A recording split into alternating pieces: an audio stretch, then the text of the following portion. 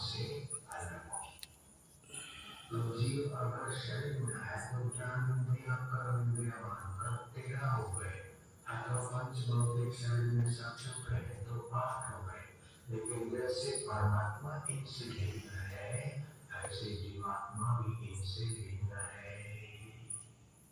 आपके बिना आप अन्य लोग जी लेते, आपके बिना जी लेते, नाभि में दम लेकर भी लोग जी लेते, पैर में होने पर भी लोग जी लेते हैं। लेकिन इंद्रियों के बिना नहीं, शरीर की इंद्रियां आदि सब शरीर में हो छोड़कर भी जीव स्वतंत्र रह सकता है। हमारे बिना शरीर नहीं रह सकता, शरीर के बिना हम रह सकते।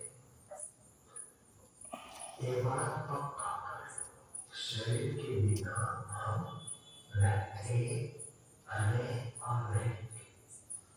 अभी शरीर को मैं मानना और शरीर की वस्तुओं को मेरा मानना, इसी कारण हम भगवान रामचंद्र जी से जब लखन ने मौका देकर राम जी की प्रसन्नता देखकर हमने प्रश्न किया एकांत में कि प्रभु आपकी माया दुष्कर है, कठिन है, अब मैं आपका सेवा कर रहा हूँ और पूरी माया का रहस्य मुझे बताए तो कल्याण हो जाए। तो राम जी ने कहा कि लक्ष्मण, तुम्हारे जैसा अधिकारी ये बात सुनने की माया क्या है? मैं करुणों तुर की माया, वश कर दीनी जीवन खाया। ये शरीर व्यर्थ और ये समग्र वस्तु मेरी है, इसी में जीवात्मा फंसा है, बंधन का भूखा है। मुझे डायबिटीज है, तुझे डायबिटीज नहीं है भैया, शरीर को है। मुझे चिंता ही नहीं मेरे लाला, मन को चिंता है।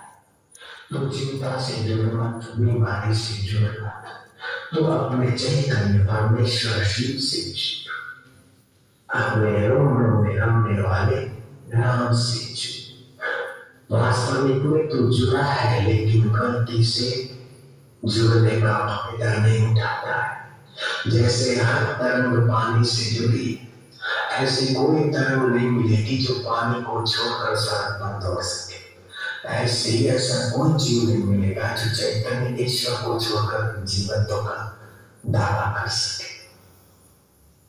ईश्वर अंश जीव अविनाशी चेतन विमल, उपसर्ग है, ठीक तरह से निर्मल, चेतन विमल सहज सुख राशि सो मायावश भयो गोसाई बंधु जीव मरकट कीना।